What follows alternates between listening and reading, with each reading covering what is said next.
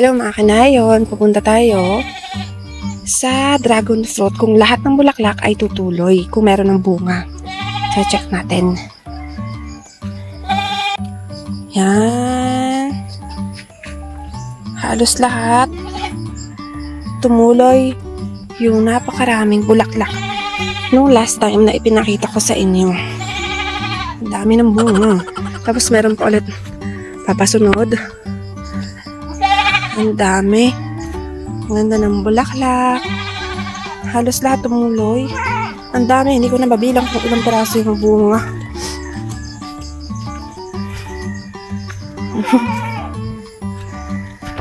Tcharan! Noon pa. Ang dami pa din. Naukay pa din yung bumulaklak. Ang dami. Sa part na yan, nagsisimula natin bumunga. Ang ingay ng kambing. Ari naman nagkasakit dahil nagkaroon ng guyam. Hindi pa namin na-spray. Puntahan siya ng guyam. Kasakit. Kaya ngayon wala siyang bunga. Tapos sa kabila, nandoon sa part na yun, tabunan na ng Jerusalem.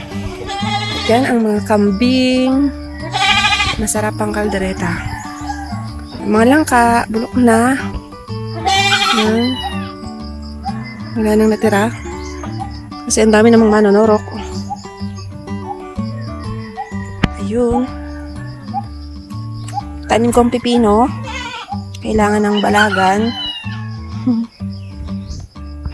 Tumuloy halos yung naging bulaklak. Hindi na luoy. Sobrang dami. Yan. Ang dami ng bunga.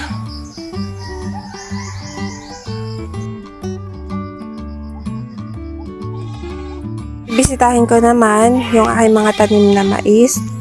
Nakita ko ay yung mga tinanim ko nung isang araw ay mga sibol na ho yan. Yan. Kasi dinagdagan ko kasi sobra naman ho ang dadalang. Mga sibol na din sa wakas. At habang lumalaki yung mga tanim kong mais, nagiging healthy naman ho. Lumalaki yung mga katawan. Yan, mga sibol na ulit. Makakapaglaga tayo soon. Magsisimula na rin hong gumapang yung tanim ko din yung kalabasa. Yan ho. Yan ho yung mismo kong tanim. Pati itong patola.